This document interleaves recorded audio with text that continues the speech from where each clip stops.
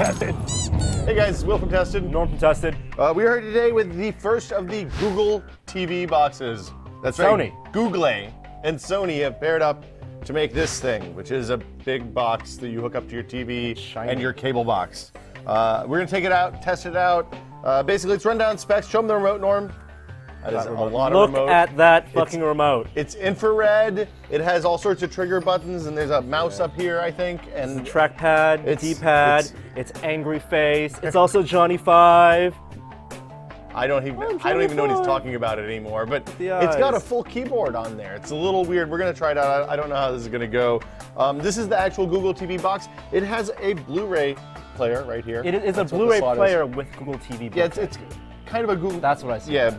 I guess. Quickly show the ports. Okay, so show ports. Like the Google TV boxes, it has HDMI in and out, optical out. This is for the infrared blasters. We have Ethernet. It has wireless as well, USB ports, and power. Let's plug it in. So yeah, let's see how it goes. Okay, so I took this home last night, plugged it in, got the full cable experience. We're going to replicate as much as we can. We don't have cable in this office. We don't have cable in the office. But it's still plugged into the internet. It's still plugged into the internet, and it still thinks it has cable. All right. So while we won't be able to see some stuff, we can talk about it. Yes. So this is Google TV. Yes. It's running Android 2.1. That's what we think. I think that's what the version said. That's what it said in the settings, yes. It's a modified version for... Clearly for not a phone. Okay, so it runs apps, right? Well, here's the thing. There's 3 ways that it presents content, right? There's applications, which is what you would expect from like iTunes or... So these are like Android apps that are tapping into like feeds. They're heavier. It's a more custom interface for... I see Netflix. I want to check out Netflix. You want to see Netflix. Okay, so this should be a highly customized app designed for Google TV. Should be. Should be. This looks very familiar. This reminds me a lot of the Roku from like 2 years ago. Yeah. Yeah, so the bad news is that is exactly what this is. It's just like the old Roku app. You can't search. If you hit the search button, it takes you to internet search. So let's search for, I mean, what's on Netflix? A Boy and His Dog. Okay. And the nice thing is this giant remote has a keyboard, so it didn't take too long to type that in. A Boy and His Dog. Unfortunately, it's on TMCXP. Yes, at 3 p.m. on Tuesday the 26th. So the search overlay, which is supposed to be ubiquitous over I every assume. interface, I don't know if it's supposed to be. Doesn't search individual apps, yes, which kind of makes sense. Well, I mean, the way I would want this to work is that you would go here and hit search, and it searches all of the different content sources that you have attached to this device. Yep. So that's not the way it works. So the integration is not as good as the integration is. we want it to it's not really integrated with apps. There's a very limited number of apps right now. As you can see, NBA Game Time is here. Okay. I think you have to have a subscription to see that, but we can preview a little bit. The bad news is that there's no app store until early next year for this device. That looks just like an Android menu. So yeah, I mean, this is very Android-y. You can go here and click, and it'll show you box scores and stuff like that. I think if you have the pass, you can even see actual games here, and not just like scores. Let's take it one step back. I saw a mouse cursor on that screen. Oh, you did. Okay, so there's 3 ways to present stuff. The app view, which is what we're looking at right now, and then there is what they call like an HTML5e view for things like that. So that's what YouTube does. YouTube has a Flash-based 10-foot interface that they call lean back. So lean back, lean back. And this is all Flash. You can see this on your PC by going to youtube.com/leanback. And basically what it is a different way to present information, present videos. Just like lean back on the internet. Yeah, it's a little more feedy. Like I mean, you can see, you can search. So if I want to search for so for this one, you can playing, press the search button. This one, pressing the search button does work. Tays on day. Exactly. He's everywhere these days, you know. Some Dr. Pepper ads. Corgi's playing, and we can see the video of my dog and my sister's dog and my dad's dog. How's navigating? So you can use a D-pad and the mouse? You know, oh hey, that looks familiar. Yeah, you can use the D-pad. Generally the D-pad is preferred. Okay. So I'd rather use the D-pad because it's a little more responsive. And the mouse is fiddly at best. I mean, if you look, you can see it skipping around. Like I'm moving my finger the same amount for each of these movements, and it's just not. It's not. And also the clicking is weird, right? It's not predictable. The clicking. So normally you use the right side, or sorry, left side enter button in the middle of the D-pad to select something. when you're using the mouse, you click down on the touchpad. That seems very counterintuitive. So you have to, because that feels like a game controller. Yeah. Where I feel like if you always click with the right thumb, button. always the right Yeah. thumb button is clicked. That's not at all the way it works. It's a little frustrating. And as you can see, you get ads on YouTube videos and stuff like that right here. You can close them? Well, theoretically you can, but usually by the time I get to the point that I can click X, it's already done. You know, you can browse categories, best of YouTube, different topics. You know, you can go into technology and all that kind of stuff. This is just RSS feeds, same as on YouTube just like on the PC. So what else can you do? So the other thing that's interesting is this What's On menu. So you go over here and you click What's On. This only works if you're plugged into a cable Well, box. you wouldn't. Don't buy this if you're not going to plug into a cable box. And actually, I kind of think don't buy this even if you are going to plug into a cable box. We'll get to that in a sec. So cable box meaning like you need to pay, not basic cable. Like a digital decoder box that has an HDMI And output. you did Comcast? I have Comcast. Well, I had problems. I have an incompatible box because mine's a little bit older and maybe doesn't have the right ports or specs or something. So it's like I'm going to Dish swap Network, it out. Comcast. If you have a cable box with an HDMI out, and I talked to the Google guys this morning, apparently even TiVo's will work, so that's good. AT&T Uverse. AT&T Uverse, all of that stuff. It basically it pops up a big list of here are the providers in your zip code. Which one of these do you have? Is that based off the data from your cable box or from the internet? Right here. This is based off of the internet, based on what your cable box is. What it knows about your cable box. So I've set this up to use my Comcast, and it's going to say, oh look, I want to watch a movie. Here are the movies that are on right now and in the not too distant future. So this is real. This is live, right? This is live. You're not connected to the cable box. It doesn't box. know that we're not connected to the cable box. That's kind of cool. Well, except for when I click it, it's not going to work. So if you search, like if you didn't know 30 So if Days I of Night search was for, on. yeah, let's search for True Women. Okay. Is it woman or women? I don't know. We're always searching. Hold on, for I have True to Women. search. Let's just go to search. That's not the right search, I don't think. We can try that in a sec. Well, I don't know. Let's try. Let's see. True Women. Yes. O-M-E-N or A-N? E-N. Okay. And there True it Women, goes. so it knows it's Playing on. right now. Okay, so that's pretty cool. Yeah. Now, and I'll show you like TV sources or internet sources. It's results from. It seems like it's results from Google Video. Okay. Or from what it knows about your TV. Okay. But it can't tap into. It can't tap into like Netflix, Hulu, any of that stuff. You know. Or MLB.TV or anything like that. But however, the neat thing is that you can break down into all sorts of stuff. It's categorized. It's based on content type or category. So it's a different way for TV, you know, TVGuide.com. Yeah, remapped out. It's a different way to browse TV, which is kind of. I mean, I'm okay with that. I think this is actually pretty cool. I'm concerned about the value proposition. It is functionality that we want out of a modern TV. Well, but it does seem a little chunky. This is pretty good, I think. The thing is, this breaks down. This is something that TiVo's been trying to do for a long time.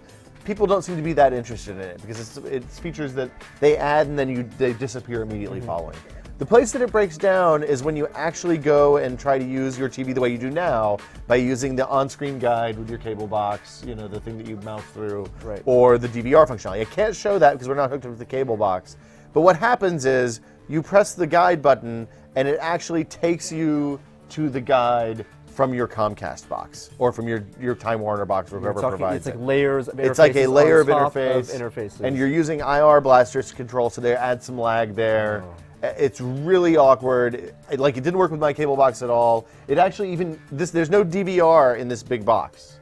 It adds DVR functionality. It uses the DVR functionality from the Comcast box. So all it is controlling. Super lame. It's just software to control and overlay on top of your existing cable box. Yes. And internet connection. Yes. So the third place. Okay. Yeah, the third place. The third content window is for PC. It's what they call it, like PC view. So that's, for example, we don't have a custom interface for this. We haven't fed them our feeds. Basically, this is it's Chrome. It's just Chrome. So I'm going to tap on this. I click on the play with the mouse, which is hard. Flash works. Flash works. You can get high def. I mean, it works reasonably well, but then if you want to make it full screen, you got to, fucking mouse thing. It's really awkward. It doesn't work very well. I mean, once you get into the video, it's fine, but then there's no kind of roll on to the next video or anything like that. Hey, that's us. It's weird. It's not what I would expect. And you understand why other providers don't do this. I'm surprised they didn't redesign Chrome at least interface, just to make it more TV friendly. Well, I mean, it seems like they'd be able to hook into the Flash interfaces or whatever to get that same kind of effect. Now, there are some pretty good HTML interfaces. Like one of the ones I looked at was The Onion. They do a pretty good job of basically giving you a carousel full of video at the bottom. Right. Because you really can choose the videos. You're just, yeah, you exactly. just want video. You can't search, I don't think. So I'm typing Obama right now. I know there's Obama content on the site because it's The Onion.